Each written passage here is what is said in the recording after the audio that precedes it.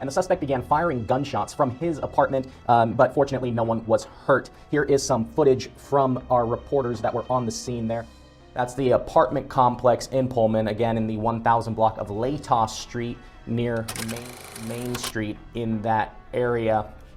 There's law enforcement there as well. Last night behind the man shop, Bishop Boulevard is still closed down. A minute ago I was at Beasley Coliseum where they're evacuating a number of the residents who were around when the standoff happened, and I went inside for just a short while. I spoke with a number of them. There were more than a dozen residents in there. It was very somber. They were very quiet, but those who I spoke with... The town of Pullman's basically campus, so we didn't know where it was or what was happening, so it was definitely really scary and makes you panic a little bit. Those who I spoke with say that many of them heard loud noises last night, loud bangs. They compared it to a pair of plywood boards falling from the second story of an apartment complex. That's how loud it was. They say many of them were woken up by police.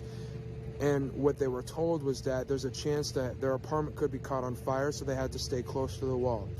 I'm back. Around. There's also heavy police presence directly behind me with both officers in their uniforms and some out of uniform as well. We also spoke to some of the businesses here in the area who said they really weren't even notified of the situation. One of the women that I talked to at this coffee shop right here, Zoe's, who actually told me that the only reason she was notified was just because her significant other actually happens to attend the school and they got the WSU notification. But several others of their staff members had no idea what was going on this morning when they came into work.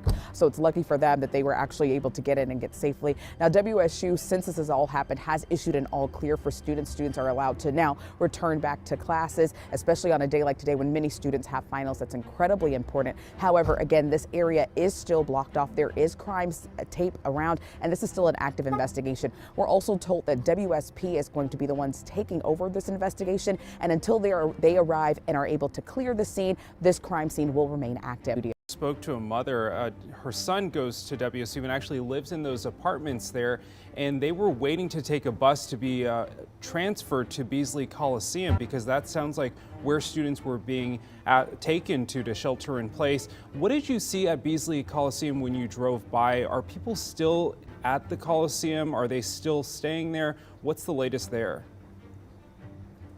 Yeah, that's a great question, Tim. Actually, we did go and drive by Beasley Coliseum several times, just kind of made the rounds. It was still dark when we did that, but there was, at that time, nobody was in the Coliseum anymore. As far as we know, that those students have been cleared from the Coliseum. Do you need any less lethal options, like a 40? 4768. Go ahead. We're just trying to confirm that we have everybody out except the armed subject. Copy. If you could activate SWAT, we need people to respond for a barricaded male with a gun. 47, I'm going to be en route to go get a shield. Did you want us to start working on getting the parking lot so nobody can come in or out? Yes, but that's a lower priority. Maybe you can have the Sierra unit work on that. 36, 47, I have his contact number. The RP. Affirm. Copy. Can you text it to me? Let's still evacuate the building, just in case he gets that ID. 20s, and then a Brent, unknown last, 35-year-old male. And which one supposedly has a gun? First of Brent is outside the bedroom, possibly with a gun. Pullman 468, I see the one male got out of the apartment.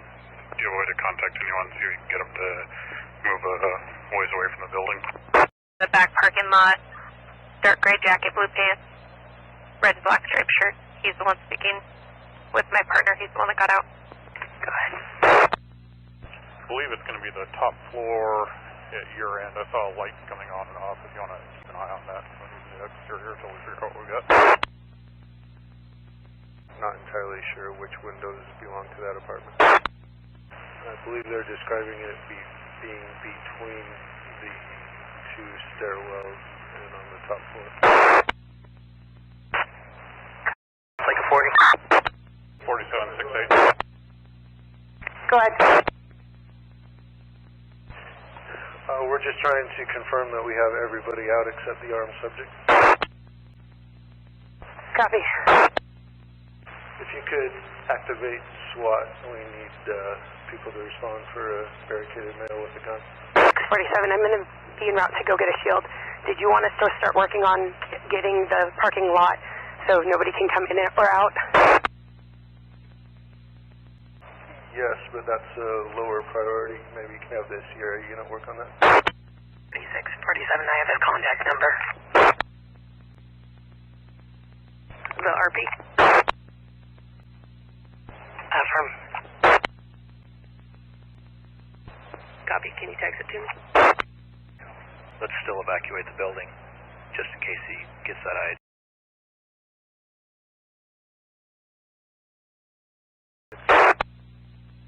Good. Hall 5 says there's a male on the 3rd floor who is yelling from a balcony who will be coming out into the hallway, FYI. Copy. Go ahead for him. Since he's going to be in my car, if he has time to run that cappuccino in my cup holder to me, that would be great. We'll see what I can do. The portable might have stopped working. If I see her, what should I say? Wrap up and go home. Copy that. Can you put me back on the Late Talk Hall and mark me at WSU PD? 515.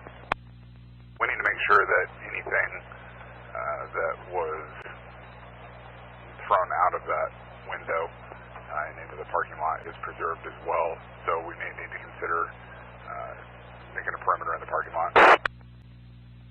Received. Can I have you respond and relieve 447 on Main Street at the upper scene? Can you grab another roll of evidence tape and drop it off at the lower scene? Where are you going to bring some evidence tape? 49's bringing it. Whitman County Coroner's Office has now identified 36-year-old Brent Kopacka as the man who was shot and killed during that SWAT team standoff last week in Pullman. Investigators say he was threatening to kill his roommates at the Leta Apartments and shot his gun during the standoff. They returned fire, killing him. No one else was hurt, but the apartment complex was evacuated. The university did have to go into lockdown temporarily.